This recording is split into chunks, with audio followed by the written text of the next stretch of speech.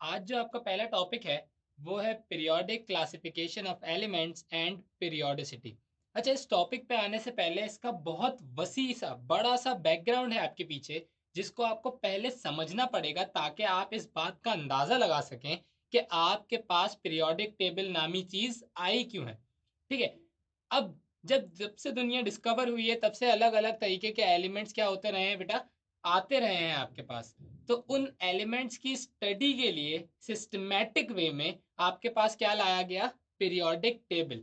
वो periodic table जो आपके पास अभी आपकी मौजूदा हालत में है वो कुछ ऐसा दिखता है।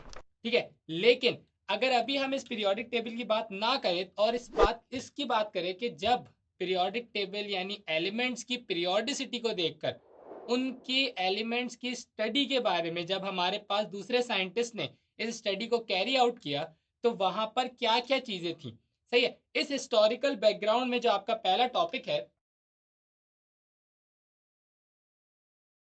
इसमें बहुत सारे साइंटिस्ट ने अपनी अपनी डिस्कवरीज को सामने रखा, लेकिन कुछ मेजर डिस्कवरीज ऐसी थी जिनका किरदार आज भी मौजूदा पीरियोडिक टेबल में मौजूद है। ठीक है। ऐसे बहुत सारे साइंटिस्ट हैं आपके पास जिन्होंने एलिमेंट्स को स्टडी किया, केमिस्ट्री की फील्ड में काम किया, लेकिन चंद वो साइंटिस्ट जिनकी स्टडी आज भी रेलिवेंट है किसी हद तक पीरियोडिक टेबल में, तो उनकी बात हम पहले कर लेते हैं। ठीक है जनाब। अगर हम सबसे पहले बात करें तो हमारे पास एक मशहूर जमाना साइंटिस्ट, मुस्लिम साइंटिस्ट अल राजी आते हैं। ठीक है। अल राजी वो साइंटिस्ट हैं जिन्होंने केमिस्ट्री की फील्ड में बहुत सारा काम भी किया है, और इन्होंने ही पीरियोडिक टेबल की बेटा क्या रखी थी? बुनियाद रखी थी। सही है। पीरियोडिक टेबल की बुनियाद इन्होंने कुछ इस तरीके से रखी थी कि आपके पास इन्होंने केमिस्ट्री में मौजूद एलिमेंट्स की स्टडी की और उनकी दो मेजर प्रॉपर्टीज कौन कौन सी?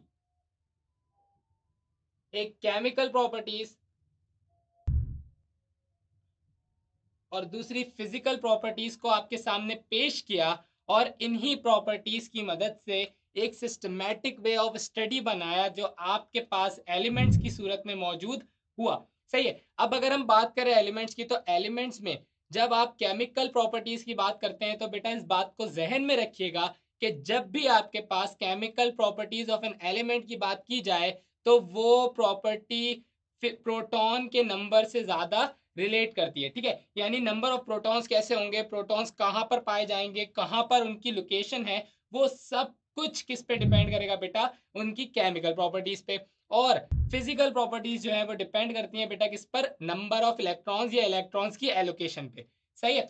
अब यहीं से जरा दूसरा पॉइंट हम देख लेते हैं, जो हमारे पास दूसरे मेन साइंटिस्ट थे, डोब्रिनर।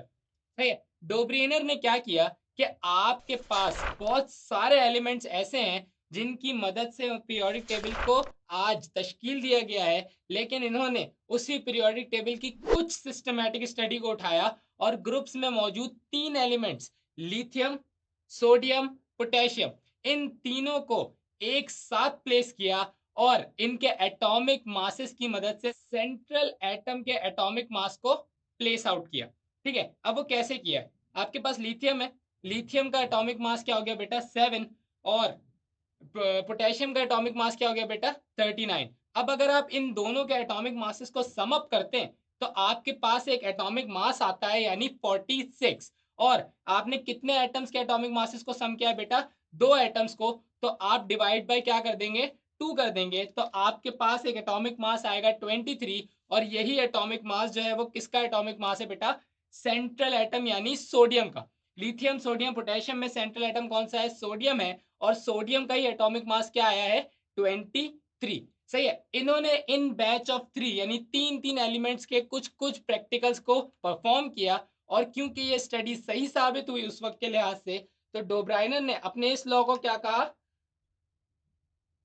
डोब्रियनर law of tried.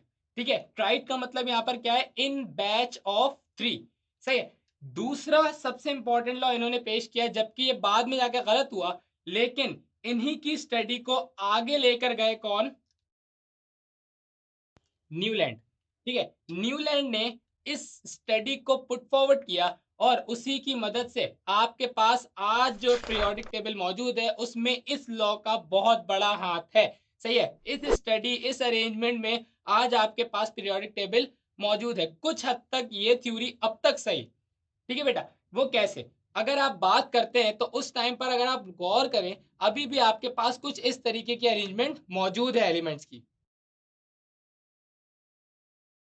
Lithium, beryllium, boron, carbon, nitrogen, oxygen और फ्लोरीन। सही है, अगर आप यहाँ पर नोट करें तो मैंने आपके सामने 7 एलिमेंट्स का जिक्र किया है, और इन 7 एलिमेंट्स के एटॉमिक मासेस की बात करूं तो लिथियम का जो एटॉमिक मास है वो क्या है बेटा, 7 है।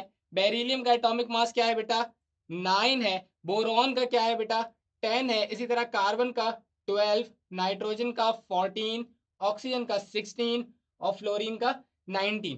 तो इन्होंने बात करी कि जब इन 7 एलिमेंट्स के बाद 8वां एलिमेंट आएगा, और वो 8वां एलिमेंट कौन सा होगा, वो 8वां एलिमेंट था आपके पास बेटा सोडियम। तो आपके पास जब सोडियम आया तो सोडियम का जो एटॉमिक मास है वो क्या है बेटा, 23। और इस बात को नोट करिएगा कि इन्होंने सोडियम को इस जगह पर प्लेस नहीं किया। इसकी वजह क्या है, इन्होंने 8वां ग्रुप नहीं बनाया बल्कि लिथियम के साथ ही इसको क्या कर दिया बेटा, प्लेस कर दिया। और इसी तरीके से जब इनकी थ्योरी आगे बढ़ती गई तो हर 7वें एटम के बाद जो 8वां एटम आया यानी 8वां एलिमेंट आया, वो और पहले एलिमेंट की प्रॉपर्टीज कैसी हुई बेटा, सेम हुई। तो इस लॉ को उन्होंने बोला न्यूलैंड्स लॉ ऑफ ऑक्टेव। क्योंकि ऑक्टेव का मतलब क्या है, इन बैच ऑफ 8, यानी हर 7वें एटम के बाद जो 8वां एटम या एलिमेंट आएगा वो और पहले एटम या एलिमेंट की प्रॉपर्टीज कैसी होंगी बेटा, सेम होंगी।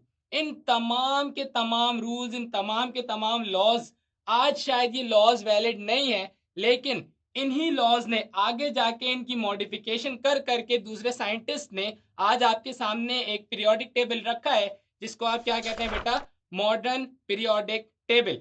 हम वो पीरियोडिक टेबल अगले और बहुत इंपॉर्टेंट लेक्चर में पढ़ेंगे। उसी लेक्चर से पहले आपके पास एक और लेक्चर मौजूद होगा जिसमें हम मेंडलीव का पीरियोडिक टेबल पढ़ेंगे। उसी पीरियोडिक टेबल की बुनियाद पर हम मॉडर्न पीरियोडिक टेबल को और आज के पीरियोडिक टेबल को पढ़ सकेंगे।